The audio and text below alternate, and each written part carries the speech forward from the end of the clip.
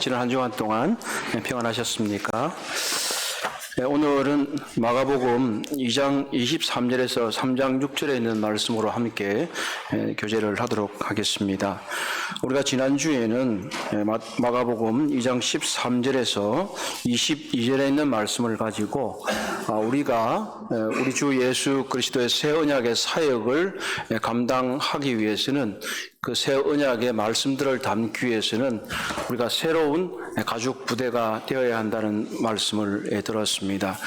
우리의 가죽 부대가 딱딱하고 이미 굳어 있으면 주님께서 주시는 새로운 이 포도주를 담기에 부족해서 결국은 발효되면 이 가죽 부대가 터질 수밖에 없으니 우리 모두는 새로운 가죽 부대가 되어서 이 새로운 언약의 사역과 말씀을 담아야 한다는 것들을 함께 나누었습니다. 우리는 전통주의자나 인섭주의자가 아니라 하나님께서 우리에게 말씀하시는 것들을 따라가는 사람들입니다. 오늘은 이와 같은 말씀들의 연장선상에서 주님께서 하신 말씀을 좀 보려고 합니다. 오늘 마가복음 2장 23절에서 3장 6절의 말씀은 바로 이제 새 가죽 부대가 되는 것에 이어서 우리는 은혜의 교사가 되어야 된다고 말씀하십니다. 우리는 율법의 교사가 되기보다는 은혜의 교사가 되어야 되고, 율법과 전통을 수호하기보다는 은혜를 전파하는 사람이 되어야 된다고 주님은 이곳에서 말씀하십니다. 우리 주님이 참 희한하기는 하세요. 이 지금 보시면 오늘의 본문들도 보면 안식일에 사람들을 고치시는 이야기가 나옵니다. 하필이면 날도 많고 많은데 계속해서 우리 주님은 이 마가복음의 기사를 보더라도 가버나움에서 이 안식일에 해당해서 귀신 들린 자를 고치고, 또 집이긴 하지만 안식일에 베드로의 장물을 고치시기도 하고, 이런 안식일에 여러 일들을 많이 행하는 것을 볼 수 있습니다. 유대인들은 엄격한 율법주의에 사로잡혀서 안식일에 일어나는 것을 금지하고 있습니다. 오늘의 본문은 이러한 이 본문 중에서도 매우 길게 안식일에 일하는 것이 무엇을 의미하는지 기록을 하고 있습니다. 이곳의 배경은 마가복음 2장 23절부터는 이전까지는 이 갈릴리 지역이었다고 할 것 같다면, 여기 본문에서는 명확하게 나타나 있지는 않지만 마가복음 2장 23절로부터 3장 6절까지는 유대 지역에서 주님이 하신 사역을 나타내고 있습니다. 왜냐하면 요한복음 5장 1절에 보면 예수님께서 유대인들의 명절이 되어서 예루살렘에 올라가셨다고 하십니다. 그곳에서 예수님께서는 베데스다 연못에서 38년 된 병자를 고치시는데 하필이면 그날도 안식일이었습니다. 그날 그 안식일에 주님께서 38년 된 병자를 고치시고 내 자리를 들고 걸어가라 라고 하셨을 때 이 병자가 자리를 들고 걸어가니까 바리새인들이 지적을 했습니다. 왜 안식일에 자리를 들고 걸어가느냐? 누가 그랬냐? 그러니까 예수님이 그랬어요. 이렇게 얘기를 하셨습니다. 그래서 예수님은 거기서 멈추지 않고 이 요한복음 5장의 기사 다음에 나오는 것이 바로 오늘 2장 23절 이하의 기사입니다. 그러니까 이 안식일에 대한 기사를 세 개의 시리즈로 한꺼번에 계속해서 주님이 말씀하고 계신다고 하는 것입니다. 왜 예수님은 하필이면 유대인들이, 특히 바리새인들이 그렇게 싫어하는 행동을 안식일에 하셨을까요? 주님은 유대인들에게 무엇을 말씀하시고 싶었을까요? 우리에게 무엇을 말씀하시고 싶었을까요? 오늘 본문을 통해서 함께 보도록 하겠습니다. 먼저 2장 23절에서 28절은 규칙보다는 사람에게 손을 내미는 것이 우선이라고 주님은 말씀하십니다. 규칙보다는 사람에게 손을 내미는 것이 우선이라고 말씀하십니다. 우선 23절에서 24절은 이 사건의 배경을 설명하고 있는데 우리 함께 보도록 할까요? 자, 23절과 24절을 같이 읽도록 하겠습니다. 안식일에 시작. 안식일에 예수께서 밀밭 사이로 지나가실새 그의 제자들이 길을 열며 이삭을 자르니 바리새인들이 예수께서 말하되 보시오 저들이 어찌하여 안식일에 하지 못할 일을 하나이까. 세 번역은 지금 우리 여기서는 세 번역이 나오고 있는데 제가 세 번역으로 읽으려고 합니다. 안식일에 예수께서 밀밭 사이로 지나가시게 되었다. 제자들이 길을 내면서 밀 이삭을 자르기 시작했다. 바리새파 사람이 예수께 말했다. 보십시오. 어찌하여 이 사람들이 안식일에는 해서는 안 될 일을 합니까? 주님이 베데스다 연못에서 이제 사람을 고치시고 난 이후에 이제 길을 가다가 안식일에 제자들이 이제 길을 이제 걸어가야지 곡식단 있는 들판 속으로 길을 걸어가는 거죠. 그러면서 이제 길을 내기 위해서 이렇게 흩으면서 이삭을 따 먹은 것입니다. 그래서 주님께서는 이제 이것을 허락하셨죠. 아마 이 초여름이었겠죠. 수확기가 가까운. 그런데 이 수확하는 행위 자체가 율법에서 허용되는 일이었어요. 왜냐하면 신명기 23장 25절에 보면 이웃의 곡식밭에 들어가면 손으로 알곡을 따도 되지만 서 있는 곡식에 낫을 대지는 말아야 된다. 그렇게 다시 말하면 낫을 대면 안 되지만 그래서 한꺼번에 막 출수해 가면 안 되지만 손으로 따는 것은 허용이 되었던 것이죠. 그렇기 때문에 바리새인들이 화를 낸 것은 이 수확 자체를 가지고 화를 낸 게 아니고 안식일에 일을 했다는 거예요. 그래서 그들은 그것이 율법에 위반된다 이렇게 얘기를 하는 것입니다. 그러면 사실은 이 지금 신명기를 읽었던 것처럼 신명기에서는 안 나오는 거죠. 그러면 이런 내용이 어디에 나올까요? 유대인들은 모세의 율법 외에도 구전되는 율법이 있다고 생각을 했습니다. 시내산에서 하나님께서 모세를 통해서 율법을 주셨는데 그것 이외에도 아마 모세가 구전으로 말로 이렇게 전해주는 율법이 있었다고 생각을 했는데 이것을 유대인들이 정리한 것을 미시나라고 합니다. 한번 들어봐 보십시오. 그냥 미시나라고 하는 것인데 이것을 구전율법이라고 합니다.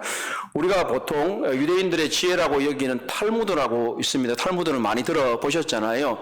이 탈무드는 방금 말씀드린 이 미시나라는 것과 그의 해설을 합친 것이 탈무드입니다.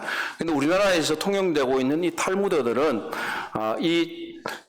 이 미시나에 들어있는 모든 정식적인 게 아니라 그것보다는 좀 우화적이고 좀 교훈적인 것들만 담아 있기 때문에 사실은 우리가 이 탈무드의 정확한 내용을 알지는 못합니다. 그래서 어쨌든 이 미시나에 들어있는 것 중에 보면 랍비들이 안식일의 노동에 대해서 논의를 해봤는데 그 중에서 39개가 금지되는 항목이었습니다. 이들은 그 중에서 보면 유대인들은 안식일에 얼마나 이동할 수 있냐, 그러니까 200규빗 정도만 갈 수 있어야 되는 것이죠. 그래서 예전에 제가 어떠한 장로교 교파 중에서 엄격한 곳에 속해 있던 적이 있었는데 그분들이 굉장히 오래된 일입니다. 차를 타면 안 된다 그래가지고 걸어 다녔던 그 생각이 나요. 주일날 또 가게에서 물건을 사면 안 된다 그래가지고 사지도 않고 이랬던 그런 기억이 납니다. 어쨌든 이 미시나라는 구정도를 통해서 아주 세세하게 만들어 놨는데 이 안식일에는 뭐가 됐든 곡식을 따는 행위를 수확하는 행위를 하면 안 되니까 그것은 일이었던 거예요. 율법에 없는 것들을 그들이 추가해서 뭔가 규정들을 많이 만들었게 되면서 오히려 유대 민족들을 어떠한 속박 가운데로 밀어 넣었던 것입니다. 안식일에 해서는 안 될 일을 왜 합니까? 라고 예수님에게 강력하게 항의했던 것이 이 바리새인들인 것입니다. 거기에 대한 예수님의 대답이 무엇일까요? 25절과 26절 한번 보시죠. 세 번역으로 보도록 하겠습니다. 예수께서 우리 여기 나왔죠? 네, 예수께서 시작. 예수께서 그들에게 말씀하셨다. 다윗과 그 일행이 먹을 것이 없어서 굶주릴 때에 다윗이 어떻게 하였는지를 너희는 읽지 못하였느냐? 아비아달 대제사장 때에 다윗이 하나님의 집에 들어가서 제사장들밖에 먹어서는 안 되는 제단빵을 먹고 그 일행에게도 주지 않았느냐? 성경을 좀 유심히 본 분들은 이 아비아달이라는 이름이 나오니까 틀렸네? 왜냐하면 구약 성경에 보면 아비아달이 아니고 아비멜렉 때에 그렇기 때문입니다. 아비아달은 아비멜렉의 아들이거든요. 그런데 이것은 성경 인용 방식에 우리가 이해하는 못하고 있는 부분일 뿐인 것입니다. 구약을 인용할 때 옛날엔 장절이 없었기 때문에 이 아비아달이 그 아비아달의 기사 안에 있는 것들을 인용하는 것이기 때문에 이것은 문제가 없는 것입니다. 어쨌든 다윗에게 빵을 준 사람은 아비멜렉이었습니다. 죄송합니다. 예, 맞습니다.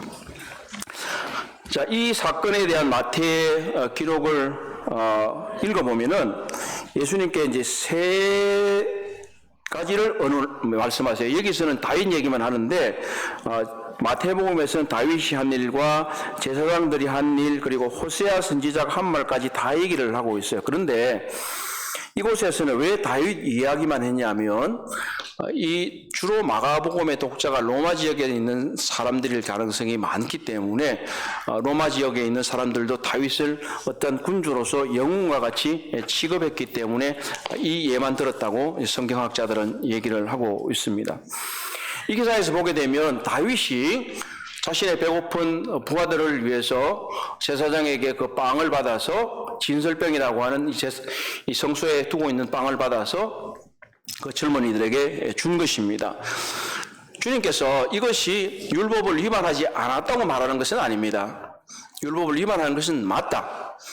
그런데 이러한 곤란한 지경에서 다윗이 하나님의 기름 부음 받은 자가 그것을 받아서 준 것은 그 필요를 해결한 것이었기 때문에 이것이 용납될 수 있다라고 지금 말씀하고 계시는 것입니다.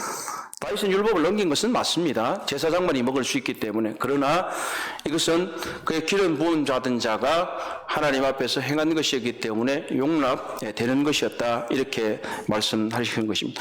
주님께서는 이것을 통해서 율법의 진정한 목적과 정신이 무엇이냐를 얘기하시는 것입니다.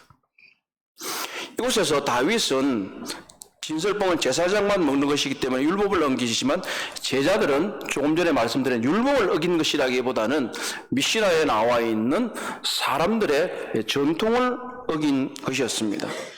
그렇기 때문에 하나님은 종교적인 전통을 보호하는 것보다는 사람들의 필요를 충족시키는 데 더 관심이 많은 것이 분명한 것입니다. 이 바리새인들은 우선순위를 혼동하고 있었던 것이죠. 무엇이 우선이냐? 사람에게 손을 내미는 것이 우선이냐, 아니면 규칙을 지키는 것이 우선이냐. 규칙을 지켜야 되는 것은 맞습니다. 법을 지켜야 되는 것은 맞습니다. 그것을 부인하려고 하는 것이 아닙니다. 그러나 우선하는 것이 무엇이냐. 사람에게 손을 내밀고 그 사람을 살리는 것이 율법의 정신이요 본래의 취지가 아니냐 하는 것입니다. 결국은 사람에게 손을 내밀어서 그들의 공공한 필요를 해결해 주는 것이 더 우선이라고 말한 것입니다. 첫 번째 답변은 다윗의 예를 통해서 그렇게 말씀하셨습니다. 두 번째 내용은 무엇일까요? 27절과 28절입니다. 27절과 28절 또 이르시되 시작. 또 이르시되 안식일이 사람을 위하여 있는 것이요 사람이 안식일을 위하여 있는 것이 아니니 이러므로 인자는 안식일에도 주인이라. 물론 이 안식일은 우리가 오늘날 지키고 있는 주일은 아닙니다. 그런데 이 안식일은 금요일 저녁부터 토요일 저녁까지가 안식일이고 우리가 주일날 이렇게 모이고 있는 것은 주께서 주일날 새벽에 부활하셔서 이제 새로운 시대를 시작하셨기 때문에 우리는 그것을 기념하기 위해서 이 주일날 모이고 있는 것입니다. 그래서 이 안식일 개념이 우리들에게 수평적으로 적용되는 것은 아닙니다. 그러나 우리가 이것을 보는 것은 뭐예요? 무엇이 더 중요한가를 가르치는 중요한 이야기로 등장하고 있는 것입니다. 주님은 말씀하시기를 안식일이 사람을 위해서 있는 것이지 사람이 안식일을 위해서 있는 것이 아니다. 규칙이라고 하는 것은, 법이라고 하는 것은 사람을 위해서 만든 것이지 사람이 그것 때문에 존재하거나 종속되는 것은 아니라고 하는 것입니다. 법은 우리를 보호하기 위해서 있는 것이지 법이 우리를 옳가매는 것은 아닙니다. 국회에서 무진장으로 많은 법을 만들어서 사람들을 옳가매는 것은 그렇게 잘하는 일이 아닙니다. 이 법은 사회적인 약속이고 우리를 지키기 위한 것이기 때문입니다. 하나님께서는 안식일을 만든 것은 사람들이 쉬라고 만든 것입니다. 쉬라고 만들고 그리고 새로운 것을 새롭게 영혼을 새롭게 하도록 하기 위해서 주님께서 안식일을 제정하셨습니다.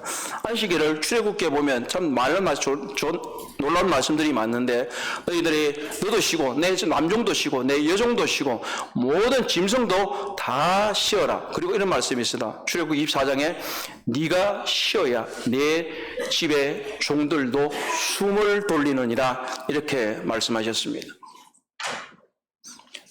이 안식일은 바로 쉼을 위해서 우리에게 주어진 것이고, 그리고 주님을 예배하게 주어진 것입니다.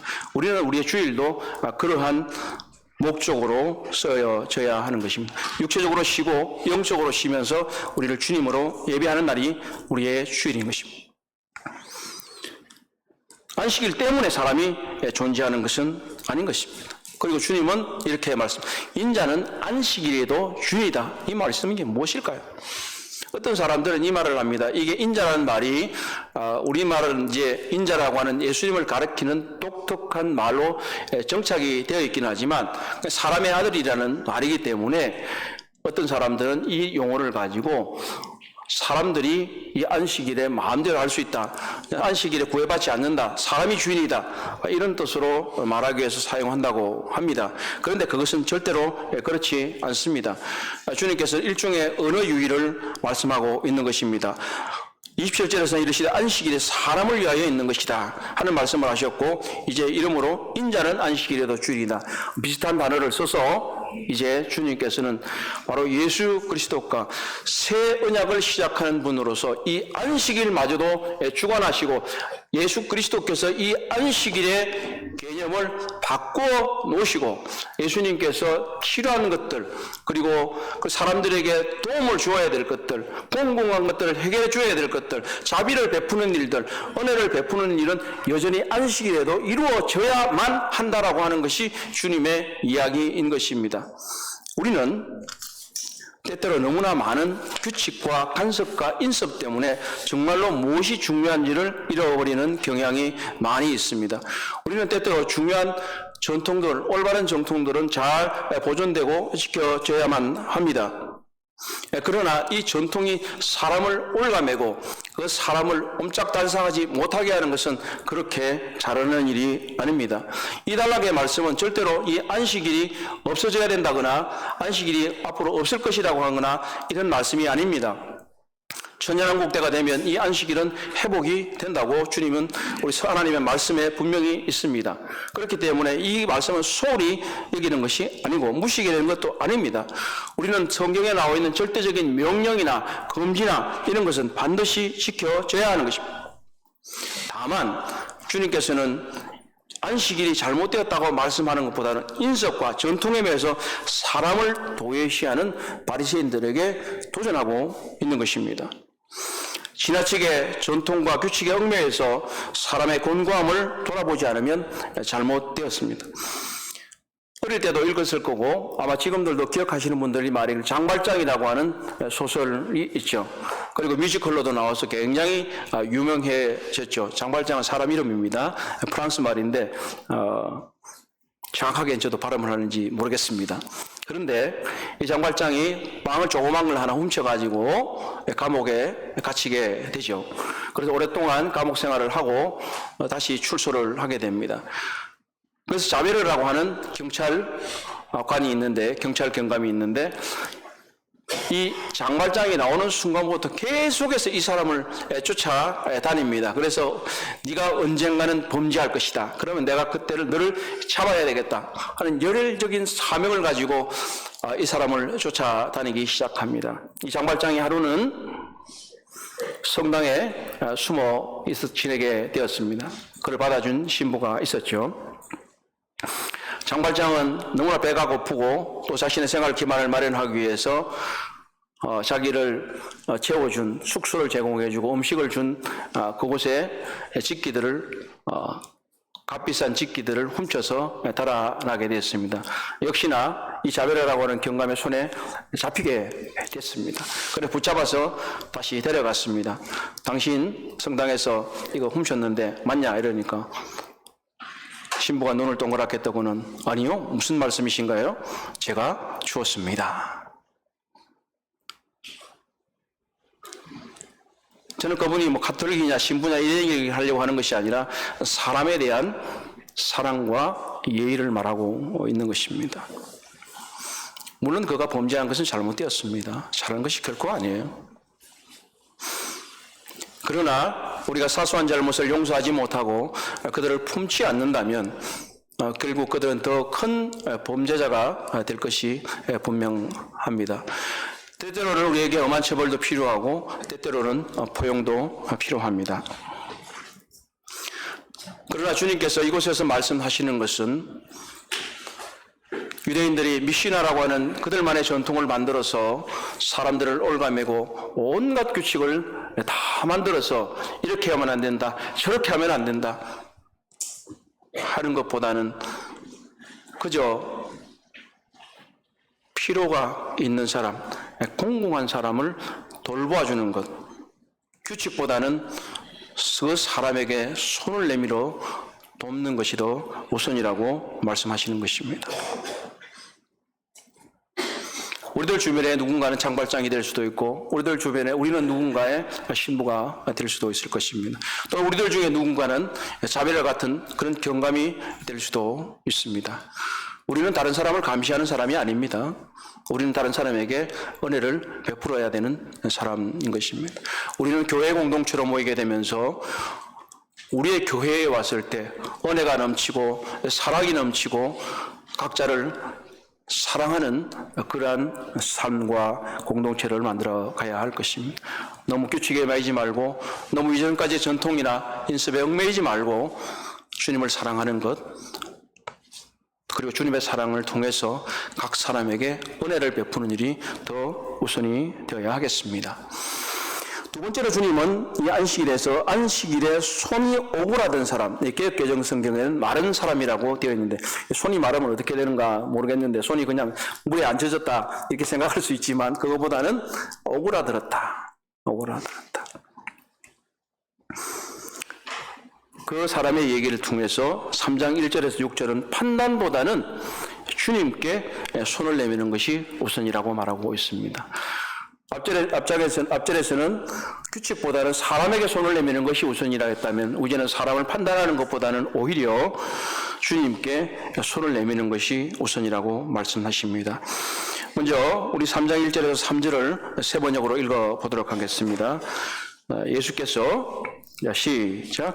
예수께서 다시 회당에 들어가셨다. 그런데 거기 한쪽 손이 오그라든 사람이 있었다. 사람들이 예수를 고발하려고 예수가 안식일에 그 사람을 고쳐주시는 일을 보려고 예수를 지켜보고 있었다. 예수께서 손이 오그라든 사람에게 말씀하셨다.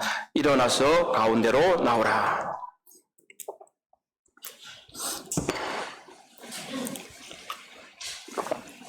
여기서도 이제 안식일이라고 말씀을 하고 계시는데 누가복음 6장 6절의 표현으로 보게 되면 또 다른 안식일에 이렇게 이제 표현이 되어 있습니다. 어떻게 보면 예수님께서 아마 안식일마다 이런 일을 하셨다라고 하는 그런 표현으로 보여지고 또 다른 곳에서는 같은 안식일이라는 이야기도 있습니다만 어쨌든 이곳에서 보면 예수님께서는 계속해서 안식일에 회당을 방문하고 계셨고 일부러 손이 오그라든 사람을 고치셨던 것입니다. 하고 많은 날 두고 하필이면 안식일에 하필이면 손이 오그라드는 사람의 그곳에 있었던 것입니다. 월요일 날까지 기다릴 수도 있었지만 주님은 오히려 다시 한 번 더 바리새적 율법주의의 전통에 도전하고 싶었던 것입니다. 바리새인들이 이제 주님이 이 사람을 치료하는지 안 치료하는지 눈을 동그랗게 뜨고 쳐다보고 있었습니다. 이미 마가복음의 기사에서도 주님께서는 귀신 들린 자도 고치셨고 베드로 장모도 고치셨고 다른 여러 곳에서도 고치셨습니다. 아이러니한 것은 이 바리새인들이 예수님이 기적을 일으키는 분이라는 걸 인정을 하고 있었다는 거예요. 그래서 기적을 일으키나 안 일으키나 그것도 안식일에 눈을 동그랗게 뜨고 예수님을 지켜보고 있었습니다. 랍비들은 안식일에 의학적 치료가 허용되는가에 대해 토론을 벌였다고 합니다. 앞에 소개해드렸던 그 미시나라는 곳에서 보면 그런 것들이 있는데, 생명이 위험에 처해 있는지는 생명이 위험에 처해 있는지는 의심스러울 때마다 안식일보다 우선한다. 그러니까 생명이 위험하면 안식일에도 치료해줘야 된다는 거죠. 그리고 산파, 출산을 미룰 수 없으니까 이 산파도 출산하게 도와줘야 된다. 그리고 할례도 안식일을 더럽히지 않는 거니까 하게 해줘야 된다. 이렇게 이제 미시나라는 데서 규정을 했다고 해요. 그런데 이들의 생각은 조금 전에 얘기했던 이 사람의 생명이 유경한 지역에 있지 않다고 생각하는 거죠. 이것은 어떻게 보면 주님께서 38년 된 병자를 고치셨을 때도 그렇고, 오랫동안 혈류병을 앓는 여자를 고치셨을 때도 그렇고, 사람들이 어떻게 해서 안식일에 그런 일을 하느냐 그러니까, 내가 이 38년 동안이나 오랫동안이나 매여 있는 사람을 고쳐준 것이 잘못되었느냐, 이렇게 강하게 말씀하십니다. 바리새인들은 규칙을 지키느냐 지키지 않느냐 예수님을 감시하고 있었습니다. 그러나 예수님은 보란 듯이 그것을 고치셨습니다. 그들은 예수님에 대한 소문을 이미 들었기 때문에 그렇게 했겠죠. 그런데 이제 주님께서 그 바리새인들에게 질문을 하십니다. 4절에서 6절입니다. 같이 한번 볼까요? 그리고 시작. 그리고 예수께서 그들에게 말씀하셨다. 안식일에 선한 일을 하는 것이 옳으냐 악한 일을 하는 것이 옳으냐, 목숨을 구하는 것이 옳으냐 죽이는 것이 옳으냐. 그들은 잠잠하였다. 예수께서 노하셔서 그들을 둘러보시고 그들의 마음이 굳어진 것을 단식하시면서 손이 오그라든 사람에게 말씀하셨다. 손을 내밀어라. 그 사람이 손을 내미니 그의 손이 회복되었다. 그러자 바리새파 사람들은 바깥으로 나가서 곧바로 헤롯 당원들과 함께 예수를 없앨 모의를 하였다. 자, 형제자매님들, 제가 질문하겠습니다. 안식일에 선한 일을 하는 것이 옳습니까? 악한 일을 하는 것이 옳습니까? 네, 선한 일을 하는 것이 옳겠죠. 다시 묻겠습니다. 목숨을 구하는 것이 옳으냐 죽이는 것이 옳으냐? 이렇게 대답을 하셔야 되는데 바리새인들은 잠잠했다고 해요. 왜 그랬을까요?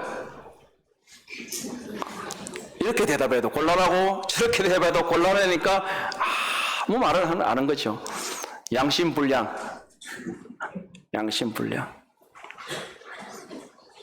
그들은 사실은 이렇게 대답해야 되는 거죠. 아무 날이든지 간에 선한 일을 하는 것이 옳습니다. 아무 날이든지 사람의 목숨을 구하는 것이 옳은 일입니다. 이렇게 대답을 해야 되는데 아무 말도 안 했어. 주님께서 그들의 마음이 굳어진 것을 보셨다, 이렇게 말씀하셨어요. 개역개정 성경은 완악함을 보셨다, 이렇게 말하고 있는데, 이 단어의 사전적 의미는요, 고집불통, 배우려는 의지가 없음, 정신적인 완고함, 다친 마음 등을 의미한다고 합니다. 우리 주님은 이 바리새인들이 대답을 하지 않고 있는 걸 보세요. 참 너희들 고집불통이구나. 또 정신적으로 완고하구나. 마음이 다쳤구나. 이렇게 얘기하셨던. 그래서 우리 주님은 화를 내셨어요. 탄식했다고 이제 세번역은 하고 있고 개역개정에는 화를 냈다고 했는데, 주님은 세리나 죄인들에게는 결코 분노하지 않으셨어요. 그들이 죄가 많은 죄인임에도 불구하고 그들에게는 결코 분노하지 않으셨어요. 그런데 이 바리새인들, 율법사, 서기관들에게는 주님이 분노하셨어요. 화를 내셨어요. 우리 주님은 거룩한 분노를 내셨습니다. 그런데 이 손 마른 사람, 또 이 손이 오그라든 사람에게는 주님이 그냥 뭐라고 하셨어요? 내 손을 내밀어라. 그러니까 손을 그냥 내밀었어요. 그러니까 치유를 받았던 것입니다. 여기에 대해서 바리새인들이 격분해서 헤롯 당과 연합해 가지고 예수님을 죽일 궁리를 했습니다. 이 헤롯 당이라고 하는 사람들은 종교인들이 아니고 헤롯 체제를 옹호하는 그러한 사람들입니다. 한마디로 말해 정치적인 집단이죠. 정치 집단과 종교 집단이 결탁해서 예수님을 죽이려고 했던 것이죠. 예수님이 죽을 일을 했습니까? 예수님이 이 사람들에게 죽임을 당할 일을 하셨습니까? 아니잖아요. 옳은 일을 했어요. 그럼에도 불구하고 결국은 이 대단원에서 이 사람들은 예수님을 죽일 목이라서 누가복음 6장에 보게 되면 단순히 모의한 것이 아니라 이렇게 얘기해서 그들이 노기가 가득하여 예수를 어떻게 할까 선언하다. 노기가 가득했어. 예수님은 거룩한 분노를 냈는데 이 사람들은 자기들의 전통이나 관습이나 규칙이 침해되는 것에 분노해서 예수님을 죽이려고 했던 것입니다. 그들은 정말로 잘못된 길로 가고 있었습니다. 우리는 그렇게 해서는 안 됩니다. 오히려 우리는 주님이 가르치신 율법의 본 정신이 무엇인지, 은혜의 법이 무엇인지 제대로 알고 행해야 합니다. 그러면 오늘 본문에서 우리는 어떤 교훈을 얻을 수가 있겠습니까? 오늘 좀 전에 본 이 본문에서는 손이 마른 사람, 손이 오그라든 사람을 주님이 치료했습니다. 단순히 이 사람은 육체의 질병을 갖고 있었습니다. 그런데도 불구하고 이 사람은 계속해서 해당에 나오는 사람이었던 것입니다. 형제자매님들, 혹시 우리들 가운데는 손이 오그라들지는 않았지만 마음이 오그라든 상태로, 마음이 위축된 상태로, 마음이 갑갑한 상태로 혹시 교회에 나오지는 않았습니까? 우리들 소원하는 것들이 이루어지지 않기 때문에 마음은 잔뜩 위축되어 있고 쪼그라들고 우리들의 관계도 쪼그라들고 이러한 상태에서 나오지 않습니까? 우리 주님께서는 이 손이 오그라든 사람을 치료하려고 하는 것처럼 우리들이 마음이 오그라든 사람들을 치료하려고 하십니다. 우리들이 해야 할 일은 이 손이 오그라든 사람이 한 것처럼 우리들의 마음을 활짝 열고 우리 주님께 손을 내밀어야 합니다. 그렇게 할 때 우리는 비로소 치유될 수 있는 것입니다.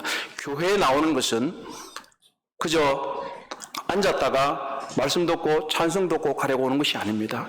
우리는 주님을 만나기 위해 공동체적으로 만나기 위해서 오는 것입니다. 우리의 마음 문을 열고 우리 하나님의 말씀이 말하는 것을 따라서 우리 주님께 손을 내밀고 나의 쪼그라든 것들, 나의 오그라든 것들, 나의 위축된 것들을 우리 주님 앞에서 치료받지 않으시겠습니까? 우리 주님께 손을 내미십시다. 그리고 올바른 화가 무엇인지 배워야 합니다. 우리 주님은 감정적으로 사람들을 대하시는 것이 아닙니다. 그분은 그들의 완고함을 인해서 화를 내셨습니다. 여러분들은 무엇 때문에 화가 나십니까? 내 자녀가 말을 안 들어서 화가 나나요? 아니면 내 부모님이 내 뜻대로 안 해줘서 화가 나나요? 내 친구가 나를 배반해서 화가 나나요? 무엇 때문에 화가 납니까? 우리의 화는 그런 것에서 화가 나서는 결코 잘하는 것은 아닙니다. 오히려 전 세계에서 벌어지는 인신매매에 대해서 화가 나야 되고 수백만 명의 삶을 팔게 하는 포로노 사람 때문에 화가 나야 되고 교회가 거룩하지 못한 것 때문에 화가 나야 하는 것입니다.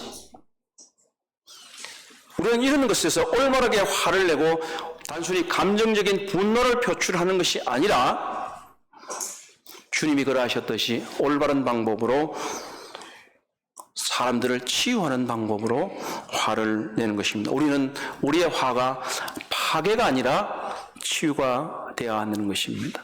화를 통해서 그 사람을 망가뜨리고 공동체를 망가뜨리는 것이 아니라 우리의 거룩한 분노, 올바른 화는 공동체를 치유하고 사람을 세우는 방향으로 우리의 분노가 사용되어야 합니다.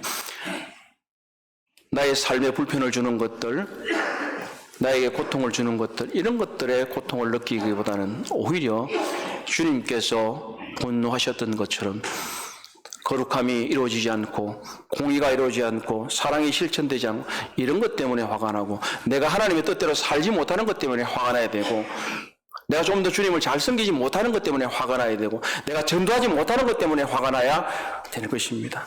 그렇게 할 때 비로소 우리는 올바른 방향으로 화를 사용할 수 있습니다. 우리는 올바른 일에 침묵하지 말아야 합니다. 바리새인들은 주님이 물으셨을 때 침묵했습니다. 우리는 성도님들께서 대답하셨던 것처럼 선한 일을 하는 것이 옳으냐? 악한 일을 하는 것이 옳으냐? 예, 선한 일을 하는 것이 옳습니다. 사람을 살리는 것이 옳은 일이냐? 사람을 죽이는 것이 옳은 일이냐? 예, 주님, 사람을 살리는 길이 옳은 길입니다.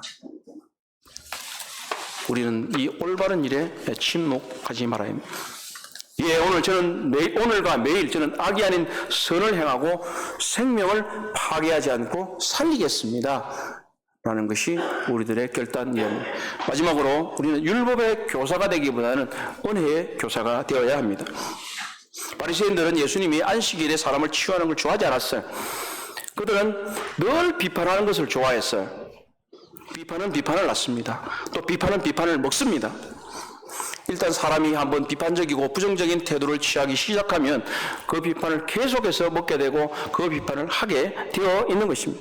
예수님의 주변에 부정적인 사람들이 그랬습니다. 그들은 분명히 예수님이 기적을 베푸는 분이라는 것을 알았습니다. 하필이면 그런데 왜 이 기적을 안식일에 하냐고 그들은 예수님을 따라다니면서 감시하고 면밀히 살피면서 하나하나 두고 보자. 이것이 그들의 생각이었던 것입니다. 그들은 예수님이 기적을 베푸는 걸 인정했지만 모든 일들을 자기가 원하는 방식대로 하지 않았기 때문에 화가 난 거예요. 그래서 예수님이 사실은 이 놀라운 일에 대해서 좋은 점을 보지를 못한 거예요. 38년 된 병자가 이제 한 번 일어나서 매트 들고 가는 게 정말 그렇게 나쁜 일입니까? 오랜 동안 손이 말라서 있는 그 사람이 고쳐준 일이 그렇게 나쁜 일이고 그들이 예수님을 죽일 정도로 사한 일이었습니까? 네, 그렇지 않은 것입니다. 그들은 오랜 동안 율법을 훈련받고 랍비라는 칭호를 받고 사람들에게 존경을 받는 사람들이었지만 그들은 한 번도 은혜의 교사라는 말을 듣지 않았습니다. 우리는 율법을 지켜서 구원받는 것이 아닙니다. 율법은 우리에게 선하고 거룩한 것이 틀림이 없지만 우리는 율법 때문에 사는 것은 아닙니다. 율법대로라면 우리는 모두 죽었을 것입니다. 구원받을 사람이 한 사람도 없겠죠. 그러나 우리 주께서 은혜를 베푸셔서 우리는 오늘날 이 자리에 앉아있고 우리 주님을 찬송하고 있는 것입니다. 우리는 율법을 실천하는 것이 아니라 은혜를 실천해야 합니다. 우리는 앉아서 하나하나 사소한 것을 따지고 있을 겨를이 없습니다. 오히려 우리에게 도움의 손길이 필요하고 은혜의 손길이 필요한 사람에게 우리는 손을 내밀어야 하는 것입니다.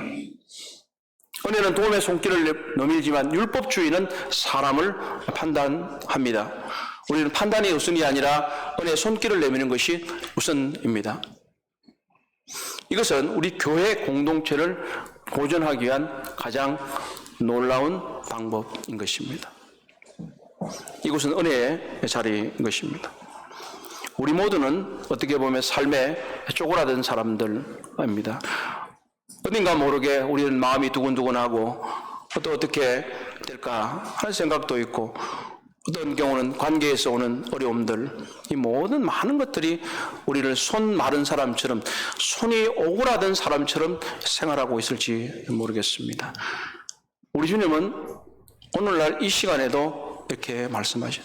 내 손을 내밀라. 내 손을 내밀라. 그 적시로 그 손이 치료되었다고 하는 것입니다. 우리에게는 바로 이러한 믿음이 필요합니다. 우리 주님께서 우리의 모든 삶의 문제를 해결해 주시고 우리들의 망가진 것들, 잘못되었던 것들, 쪼그라들었던 것들, 이 모든 것을 해결해 주시는 분이 우리의 주님이십니다. 우리가 할 일은 다른 사람을 판단하기보다는 우리가 주님께 손을 내미는 것입니다. 그렇게 할 때 우리는 치료받을 수 있습니다. 오늘의 말씀을 통해서 우리는 규칙보다는 사람에게 손을 내미는 것이 우선이고 또는 판단보다는 주님께 손을 내미는 것이 우선입니다. 우리는 너무 우리의 손과 팔을 이렇게 너무 꽉 챙겨 놓지 맙시다. 이게 아파요 이렇게 하고 있으면 그냥 이렇게 편안하게 내밀어서 다른 이에게도 손을 내밀고 우리 주님에게도 손을 내밀어서 그분의 은혜와 사랑을 받으십시다. 우리는 율법의 교사가 되기보다는 은혜의 교사가 되어서 사랑과 은혜를 실천하는 사람이 됩시다. 기도하겠습니다. 자비하신 우리 아버지 하나님 참 감사를 드립니다. 하나님께서 우리 주 예수 그리스도를 이 땅에 보내주셔서 은혜와 사랑을 저희들에게 베풀어 주신 것 참 감사드립니다. 정말 하나님의 은혜가 아니면 저희는 하나님 앞에 설 수도 없고 나설 수도 없고 구원받을 수도 없습니다. 우리 이와 같이 은혜를 받은 사람으로서 참 은혜를 전파하는 사람이 되게 하시고 은혜의 교사가 되게 하시고 은혜를 실천하는 사람들이 될 수 있도록 도와주시옵소서. 그래서 우리들의 공동체가 정말로 은혜가 넘치고 사랑이 넘치고 찬송이 넘치는 교회 될 수 있도록 도와주시옵소서. 모든 은혜를 감사하며 존귀하신 우리 주 예수 그리스도의 이름으로 기도하옵나이다. 아멘. 예, 감사합니다.